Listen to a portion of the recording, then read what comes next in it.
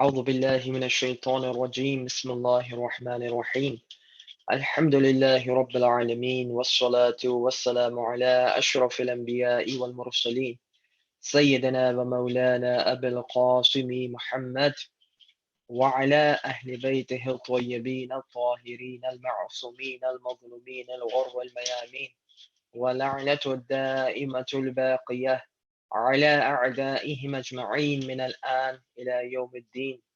فقد قال الله سبحانه وتعالى في كتابه المبين بسم الله الرحمن الرحيم إنا أنزلناه في ليلة القدر وما أدراك ما ليلة القدر ليلة القدر خير من ألف شهر تنزل الملائكة والروح فيها بإذن ربهم من كل أمر سلام هي حتى مطلع الفجر.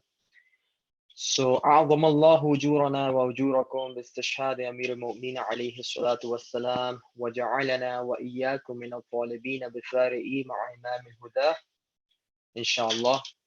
So today we will be going through the discussion again, and before we start our discussion I would like to send a message of grief and sorrow to the Imam of our time, Imam Sahib al-Asri wal-Zaman, and to pay our respect and homage to Amir al-Mu'mineen alayhi salatu wassalam. This is a huge night, and this night carries significant importance, not only because it's one of the night that is being mentioned as Laylatul Qadr, Shabay Qadr, as one of the night of power, but it is also the same night in which Amir al-Mu'mineen alayhi salatu wassalam, when he went the next day to the Masjid of Kufa, he was being attacked by a Khariji, Abdurrahman bin Muljam.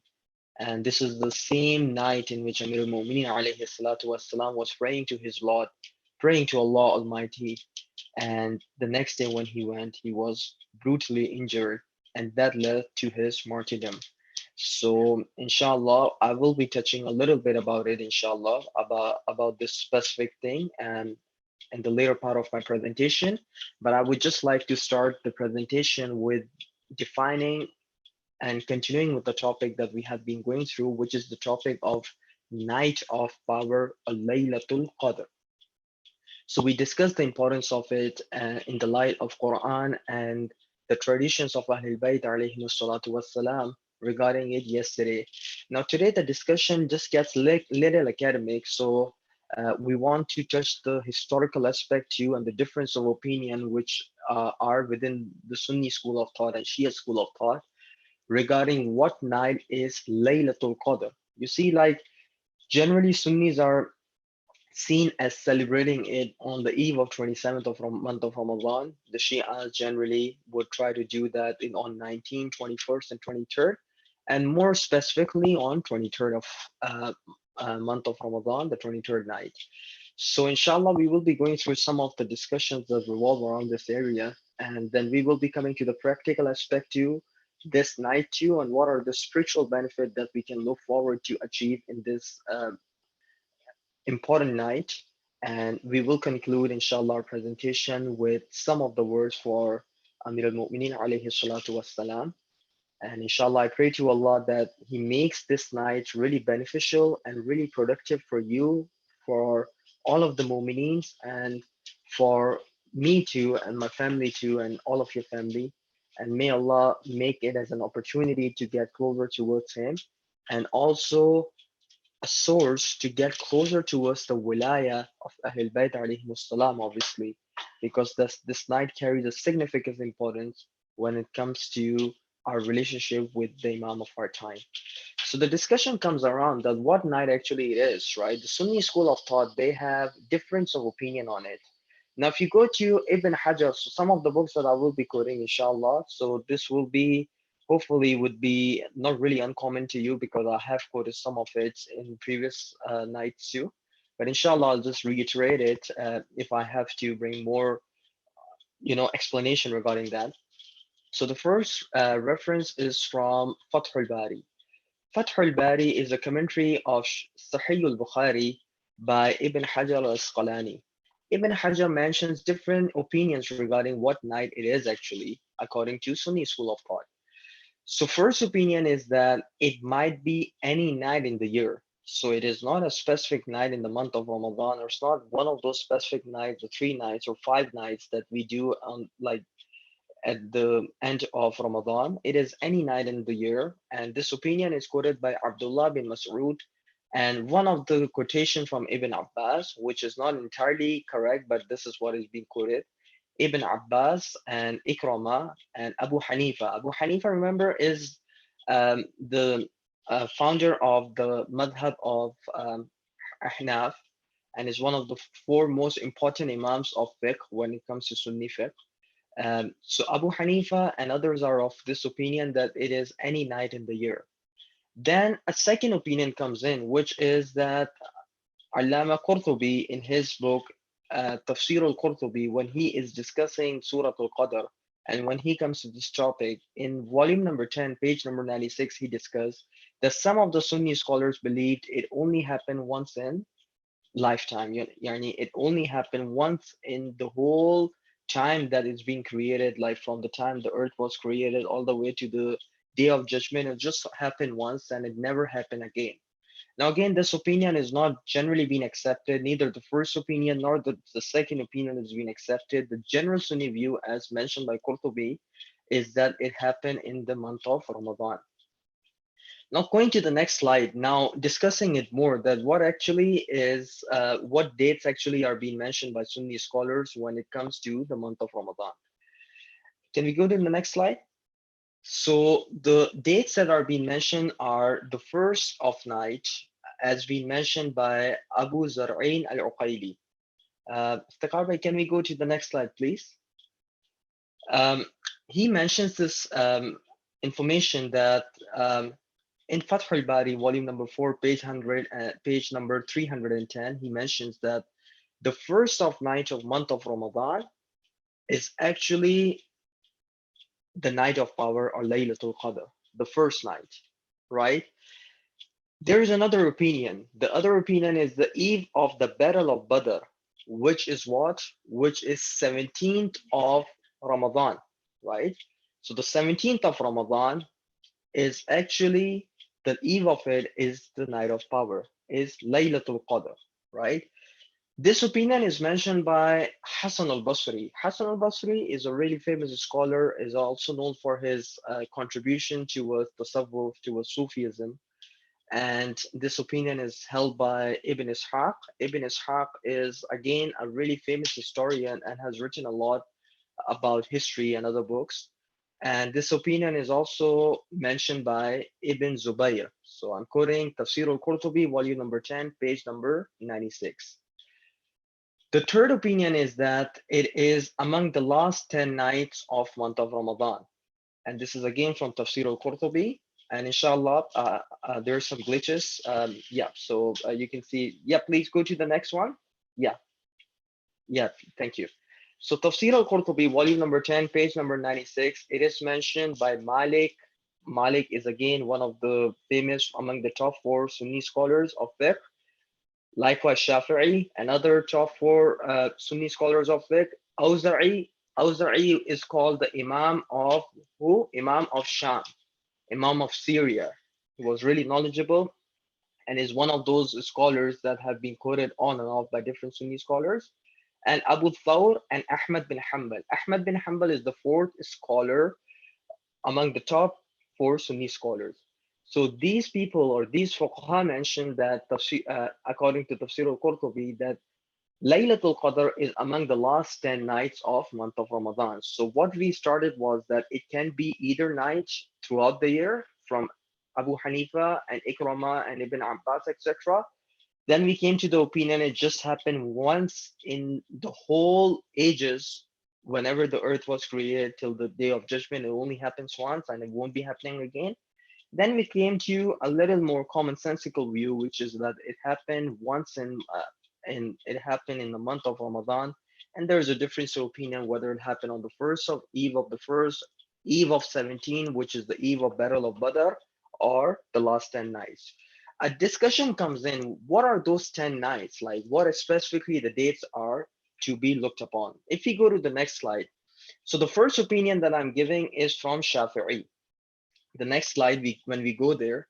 So Allama Ibn Hajar in Fath al-Bari, volume number 4, page number 310 mentions that the Shafi'i believed that 21st, the eve of 21st, which will be day after tomorrow or the night after tomorrow, is the date, is the night, which is Laylatul Qadr. So Shafi'i, having said that, it might be any of those 10 nights, but his opinion is more tilted towards the 21st one.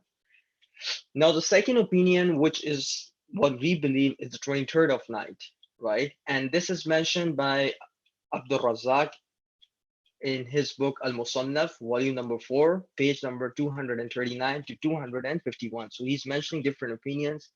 Likewise, Al Musannaf by Ibn Abi Shayba, volume number 2, page number 395 and 398. So what he mentioned is that it is the 23rd of night. Who are the scholars or who are the companions or who are the the famous Salaf of Ahl Sunnah that have mentioned is that's 23rd? Because the reason for us to know this thing is that we have people that might be questioning us that why are we pretty much focusing on 23rd. So at least we have some sort of justification. I won't say justification, obviously it came to us through Ahlul Bayt alayhi salam, but somewhat a cross reference from other books too that what took place. So we have Ibn Abbas. Now, this is more authentic opinion of Ibn Abbas, Bilal again, who is the famous muaddin of Rasulullah, Aisha, the wife of Prophet, Sa'id ibn Musayyab, and Abdullah bin Anis. These believe that it was 23rd. And by the way, the opinion of Amir al-Mu'mineen, as mentioned in these books, was that it's either on 21 or 23rd. So Amir al-Mu'mineen is tilting more towards these two dates. And if you go through the hadith of Ahlul Bayt alayhi salam, Ahlul Bayt alayhi salam have also tilted towards 19, 24th or 23rd, or specifically 21st and 23rd among it. And the last opinion is obviously, and the last two opinions is it is the eve of 27th. It is mentioned by Ubay bin Ka'ab, Anas bin Malik, Zar bin Habish, and Muawiyah, Lanatullah alayh, on the eve of 27th. And finally, Abu Huraira, as mentioned in Sahih ibn Khuzaymah, volume number 3, page number 332, that it was the 29th of Ramadan. So this way we cover the Sunni opinion of it, and inshallah, if Iftikhar Bhai is there, we can go to the slide next after next, and we can go to the Shia school of thought, what actually they believe in it, right? The Shia school of thought is that there are two opinions in it, or there are different opinions in it, but some of the opinion is more isolated and is not really common. And this opinion is held by Sheikh Tusi. Sheikh Tusi, in his book At-Tibyan, in his tafsir work called At-Tibyan, volume number 10, page number 385, says, وإنما لم تعين هذه الليلة ليتوفر العباد ليتوفر العباد على العمل في سائر الليالي. That there is no specific night mentioned regarding the night of power, and the reason is that so that people are able to concentrate more towards the ibadah and more towards worshiping Allah Almighty.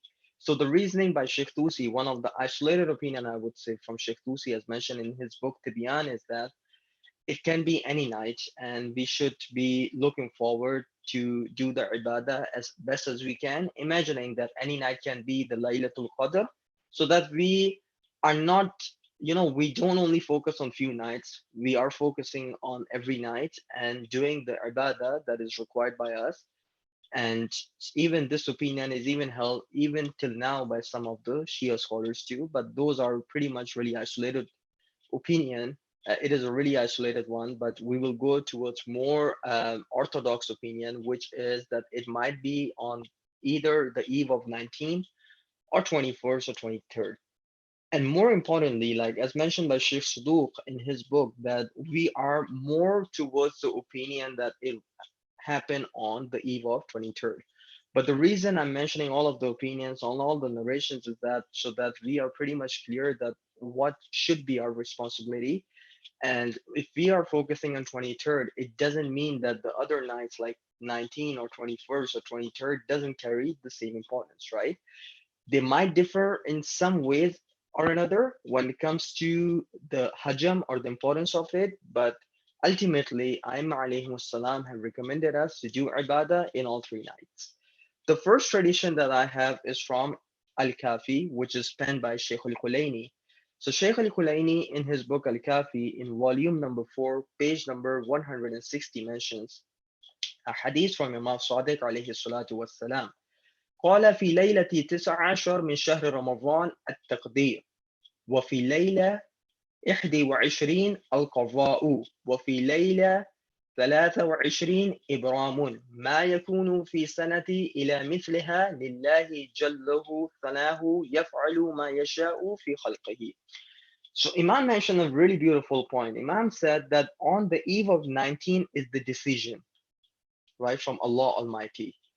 On the night of 21st is what? It's qada. Qada means the final decision that this will be taking place. So the initial thing was more like a plan. The second is more like the final decision. And the 23rd of night is when Allah is basically decreeing it. And it's basically going to the final stage. And more importantly, is more like a execution um, stage, right? So the execution stage is 23rd. And the night before that are one of them would be a decision thing. And the second would be finalizing that decision, which will be 21st. So all these 3 nights, see, this makes it so important. So we can't just neglect the 19th and 21st because these 2 dates are the basic decisions of our life going forward. Um, I think if the Kharba is there, if we can go to the Shia slide, the slide after this one, another slide after this one. Yeah, please, this one. Yeah. So in Al-Kafi, we got this hadith that says that we need to do it on either of these 3 nights. But let's suppose what are more definite dates, right? So we already have 19, 20, 21st, and 23rd. But what can be more specific, right?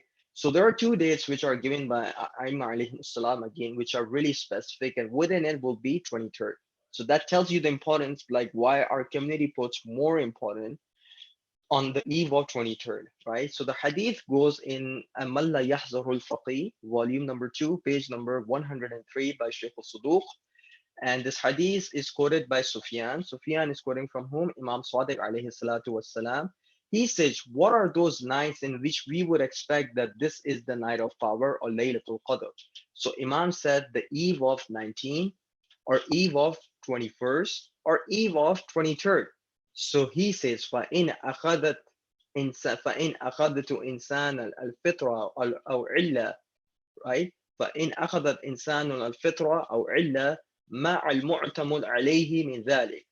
That if something of an emergency comes in, and if we are not able to focus on all 3 nights, right?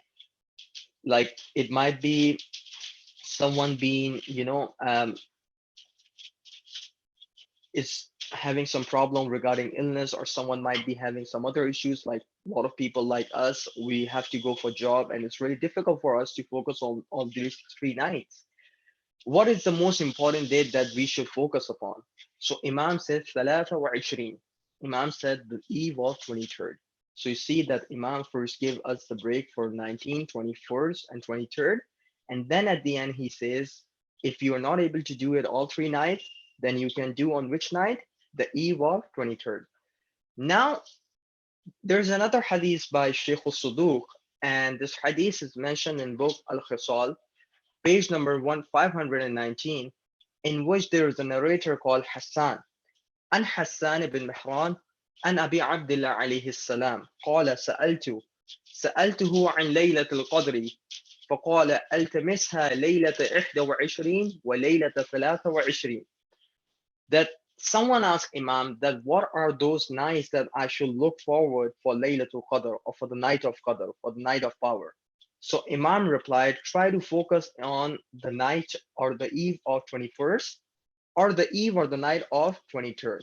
So here we get more specific details regarding which night that we should be focusing. And obviously, when I'm discussing these narrations with you, it is not to tell you that we shouldn't focus on the other nights, which are really important, 19, tonight we have to do good ibadah, take it as Laylatul Qadr. But this night and the 21st might have a really important things within it. And what would be those things? Those things will be saying La'an on the killers of Amir al-Mu'minin. Inshallah, we'll get back to it later. Now, what are the things that we should do in it? Now, there are so many amal that it is really impossible for me to brush through all of them. And I mean, like most of the Maulanas and most of the people are already going through it. So I think Mr. Kharbai will go to the next slide, the next one after this. So, what are the most important things that we can do this night? The first thing is asking for the forgiveness for our sins, right? Um, there's a hadith mentioned by Sheikh al-Tabrasi in his book Majma'ul Bayan. I think it's the last slide. Go to the next slide, Mr. Kharbai. In Majma'ul Bayan, volume number 10, page number 409, the most important thing is to be awake throughout the night. That's the most important thing we need to do this night and ask for the forgiveness, right? What does Prophet Muhammad sallallahu alaihi wasallam says? He says, "Man qama laylat al-qadri imanan wa ihtisaban, ghufira lahu ma taqaddama min dhanbihi." If someone stays away in this night with a good sense of iman and a good sense of accounting, he's continuously reflecting on his life and he's continuously trying to get closer towards Allah, then Allah forgives all the sins that he has done in the past, right? If we are awake throughout the night. I'm pretty sure it's difficult for a lot of people, but try to be awake as best as you can. And the second hadith that I'm mentioning is from which book? From Shaykh al-Suduq in his book Al-Amali, page number 747, in which he is saying, now this is important. So we got the lesson that it is important for us to be awake this night. And the book that I'm quoting is actually from a different book, from Fada'il al-Ashhar al-Thalatha, from Shaykh Suduq, page number 118. He quotes Imam Baqir alayhi salatu wassalam, "Man ahya laylat al-qadr ghufirat lahu dhunubahu walau kanat عدد النجوم السماء ومثاقيل الجبال ومكائيل البحار." Again, the same thing, the same message. That if you would be worshiping Allah and if you are awake throughout this night, Allah would be forgiving your whole sins, even if it's in the numbers of the stars in the galaxies, or like the number of atoms that we have when we are measuring mountains, like so many atoms, so many cells that it has. And likewise for the water too, like all the droplets of the water combined, if we have those sins, those number of sins with us, even then Allah will be forgiving us for the sins that we have committed if we truly try to worship Allah in the best regard as we can. So has to do with the first thing. Second thing is acquiring and discussing knowledge specifically. Now we have a lot of amal to do, but this thing is the most important thing. And even Sheikh Suduq in his book Al-Amali, page number 747, he discusses it and he says that the most important amal to do in this night, and this is from Sheikh Suduq, he says, وَمَنْ أَحْيَا هَاتَيْنِ اللَّيْلَتَيْنِ بِمُذَاكِرَةِ الْعِلْمِ فَهُوَ أَفْضَلُ. That anyone that spends the nights of the power, which is 21st, 23rd, 19, 21st, 23rd, by discussing the knowledge, the thing that we are doing right now, this is the best thing that you would be doing in this night. And within this, scholars have mentioned to know the Imam of our time and to know the things related to our Aqidah. So these are some of the most important things that you would do among the top Amal. Go for a lecture, try to get what is our Aqidah regarding Tawheed, what is our Aqidah regarding Nabuwa, what is our Aqidah regarding Imama, what is our Aqidah regarding what? Qiyamah, what is our Aqidah regarding Adala, and like what is our Aqidah regarding the enemies of Ahlul Bayt alayhimus salam, right? Enemies of Ahlul Bayt alayhimus salam, what are our proofs that we use that we don't like them a lot, right? Starting from the people of Saqifa and all the way to Yazid, Mutawakkil al-Abbasi, Abu Ja'far al-Mansur, etc., etc. What are reasons that we dislike them? So these are important things that we can acquire. Some of it has to do with our fiqh too. Some of it has to do with our spirituality too. Anything that has to do with the knowledge, right? So you can probably call one of your friends and try to discuss a topic.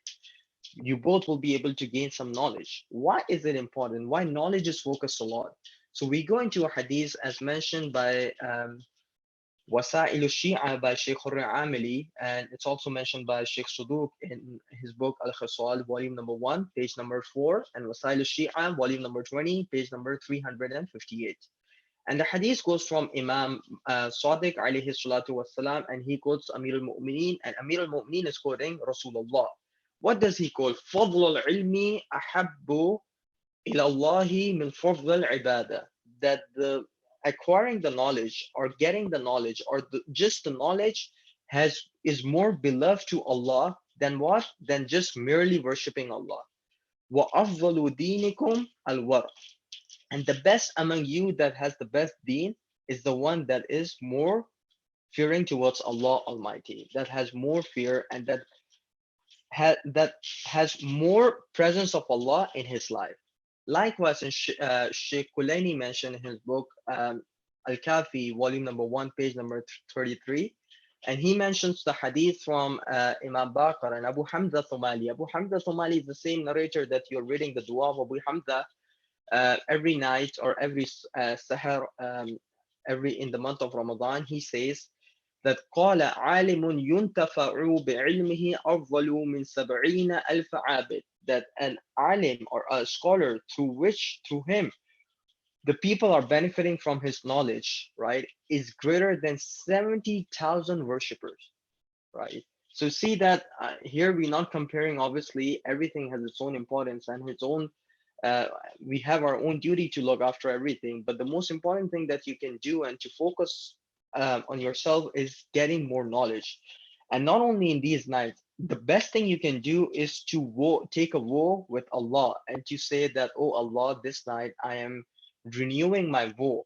I'm renewing my oath to you, and I would like to acquire more and more knowledge. Probably I would be reading 5 pages a day. Maybe if not five, I'll try to read 3 pages. If not three, I'll try to read 1 page, right? There's a beautiful book. I just want to go through and go through some of it. There's a beautiful book by Sheikh Wahid al-Khurasani, which is book on Aqidah. You can buy this for your Aqidah purpose. If you want to read more about history, buy a book from Sheikh al-Mufid, which is called Kitabul Irshad. This is also present in English. If you want to get more knowledge regarding spirituality and regarding the hadith of Ahlul Bayt on different topics, try to get a book called Mizan al-Hikmah or the book called Scale of Wisdom, right? It's a huge book. Every topic, there are a bunch of hadith that you can go and the Quranic ayahs that are pertinent to it.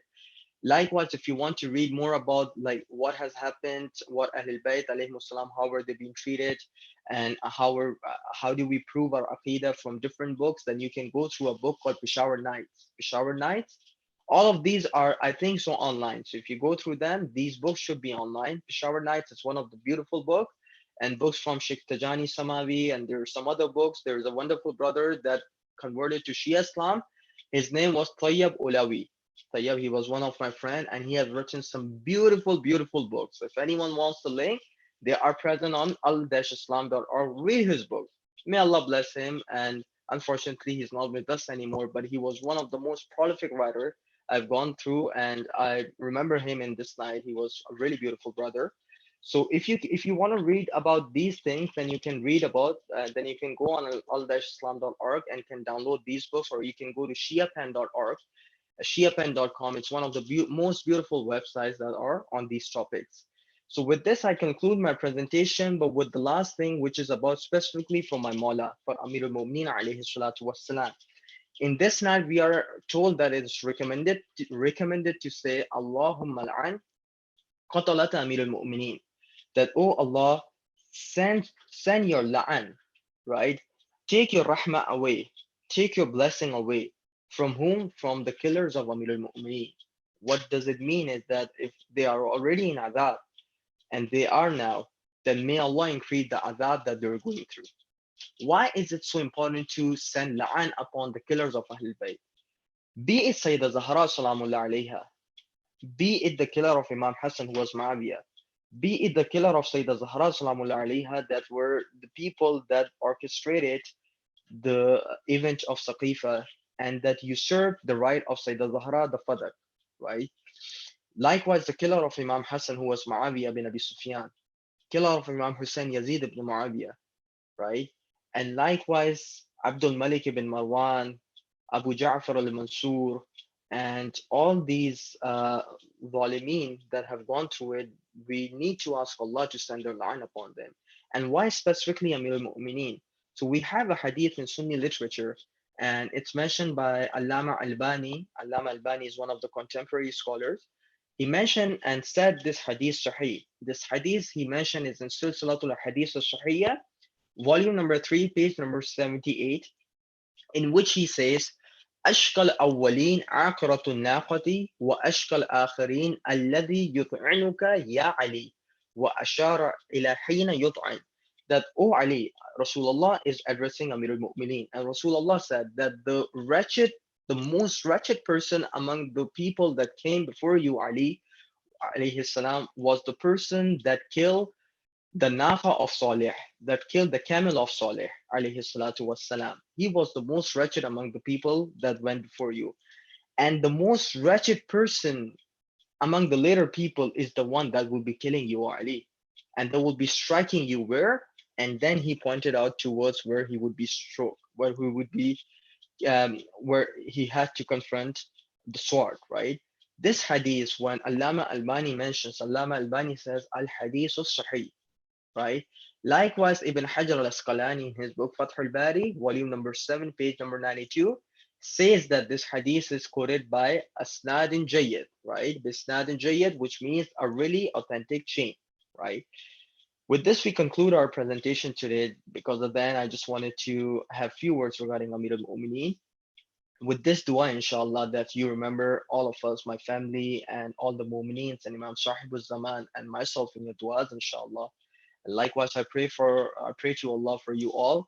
And I pray, inshallah, that this night goes really productively for you. And don't miss out to send la'an upon the killers of Amir al-Mu'mineen, and to have special connection with the Imam of your time in all 3 nights, and specifically the night of 23rd. It is really important for us to have that connection with our Imam and to worship Allah as best as we can and to acquire the knowledge the way I was discussing.